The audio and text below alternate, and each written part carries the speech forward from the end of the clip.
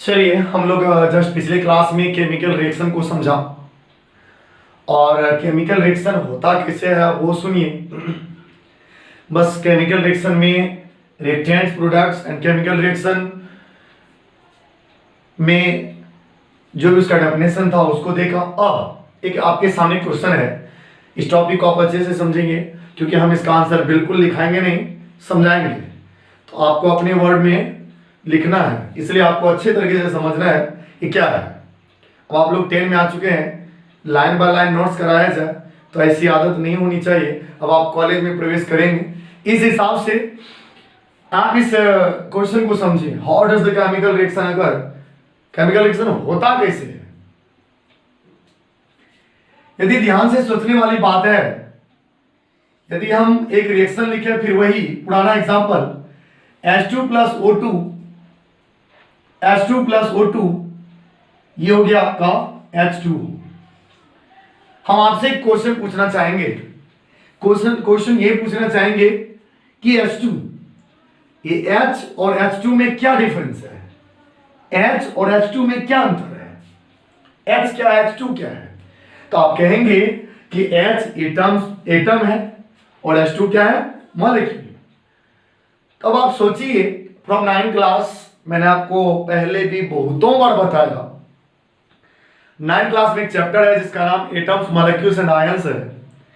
इस atoms molecules and ions का हम लोग बार बार यूज करेंगे, उसमें से टॉपिक को जो भी आएंगे, ऐसे तो थोड़ा बहुत, लेकिन इस चैप्टर से जितने भी टॉपिक्स है ये बार बार इसमें आएगा। इसमें मतलब पूरे केमिस्ट्री में, इस चैप्टर में पूरे केमिस्ट्री की बात कर रहे हैं, ठीक। और एटम्स मॉलिक्यूल्स की बातें थोड़ा ध्यान रहे तो ज्यादा अच्छा है। यदि आपको फुर्सत मिले तो एक बार उस नोट्स को याद नहीं करना है, एक नोट्स को उस चैप्टर को पलटा कर एक बार रीड कर जाइए, बस और कुछ नहीं। तो सारी बातें जो बताई गई थी आपको याद था या आपने पढ़ा, आपने समझा था पहले, वो माइंड में आ जाएगा, तब इसको दिक्कत और भी अच्छे से यानी क्लियर रहेगा, दिक्कत नहीं होगी। तो H और H2, अब आप सवाल कर सकते हैं, H एटम था, एटम है, और H2 मॉलिक्यूल है, मॉलिक्यूल। तो कहने का मतलब ये हुआ एटम का डेफिनेशन आप अच्छी तरीके से जानते हैं। एटम का डेफिनेशन क्या जानते हैं,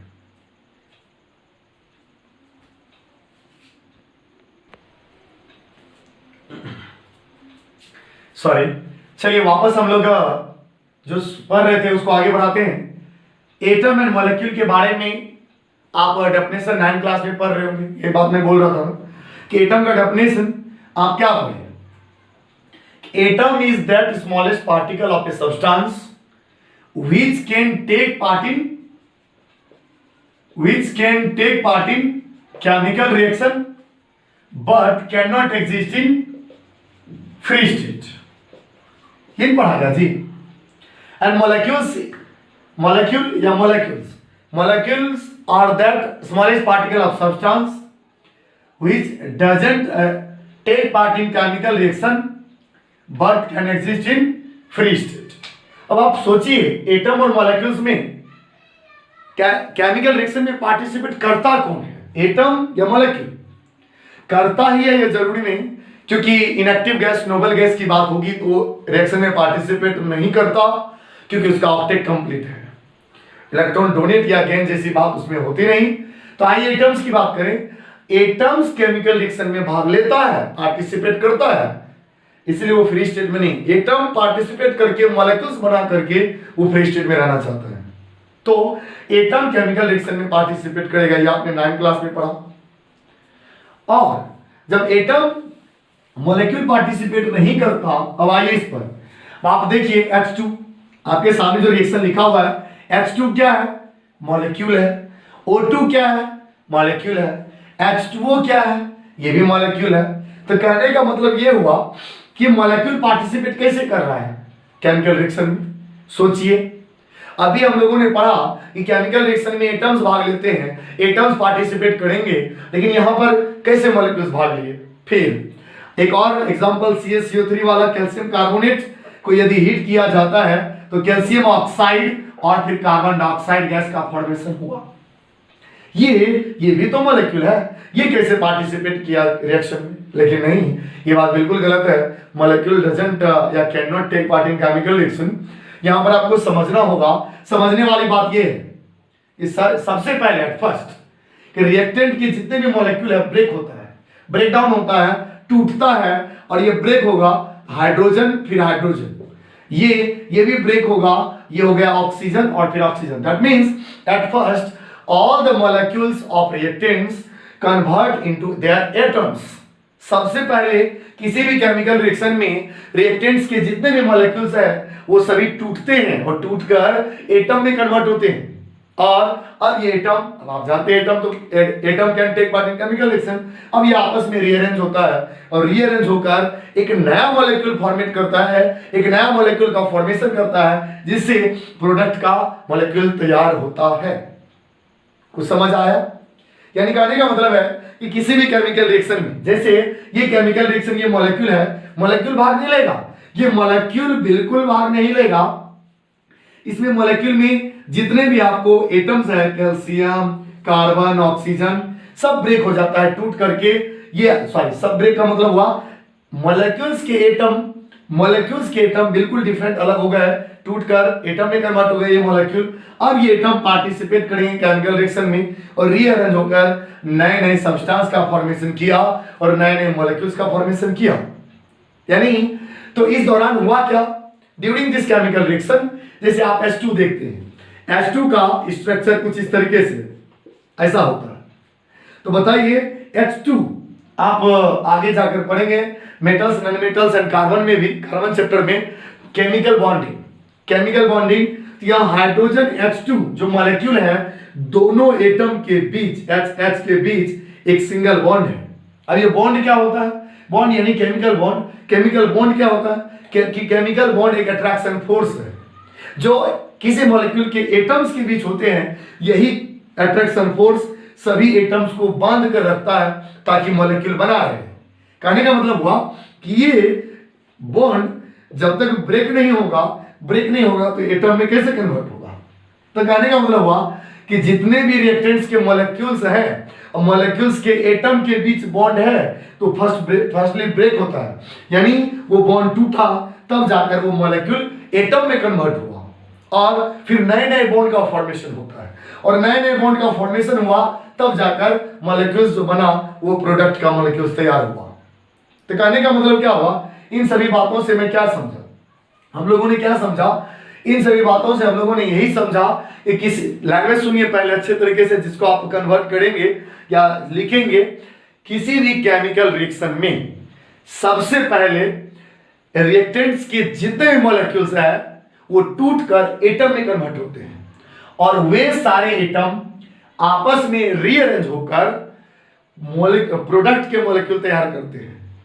और इस दौरान ड्यूरिंग दिस प्रोसेस रिएक्टेंट्स के जितने भी मॉलिक्यूल्स हैं और सभी मॉलिक्यूल्स के एटम्स के बीच के जो बॉन्ड है वो ब्रेक होता है और नए बॉन्ड का फॉर्मेशन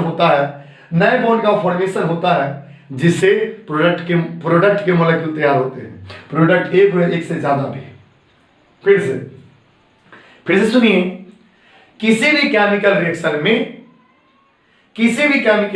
में रिएक्टेंट्स के मॉलिक्यूल ब्रेक होकर टूटकर एटम्स में कन्वर्ट होते हैं और वे सभी एटम आपस में रीअरेंज मतलब रिएक्ट करके, मतलब आपस में कंबाइन होकर, रीअरेंज होकर प्रोडक्ट के मॉलिक्यूल तैयार करते हैं।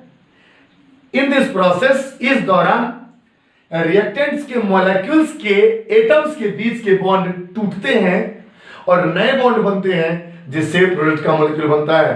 That means we can say at first, इसका answer, how does the chemical reaction occur? At first molecules of reactants convert into their atoms and then rearrange and form the new molecules of product. In this process,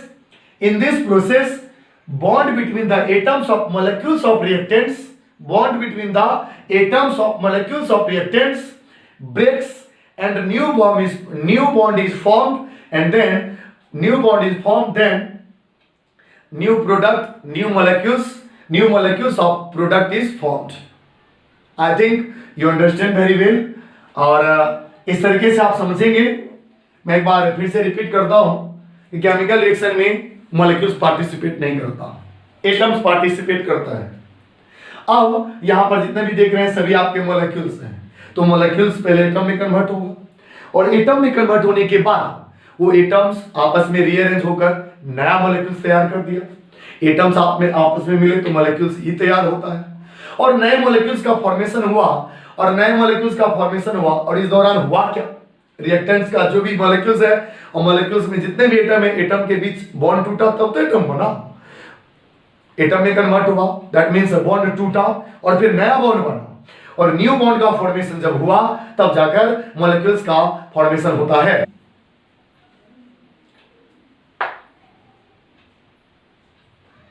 इस तरीके से आपका chemical reaction होता है, और chemical reaction को आप अच्छे तरीके से समझेंगे और इसको लैंग्वेज में लिखेंगे. आप वही रिएक्शन दोबारा रिपीट कर सकते हैं, कोई बड़ी बात नहीं है. थैंक यू, धन्यवाद, शुक्रिया. इसको आप रिवाइज करते चलेंगे और साथ चलने का प्रयास करेंगे. रिवीजन बहुत जरूरी है. जैसा कि आपने पीछे कोई चैप्टर पढ़े होंगे डिफरेंट सब्जेक्ट्स में, उसको रिवाइज करते हुए चलना है. ऐसा नहीं कि पीछे छोड़ते हुए आगे बढ़ जाएंगे, ऐसा बिल्कुल नहीं. रिवाइज करते चलें. थैंक यू, धन्यवाद.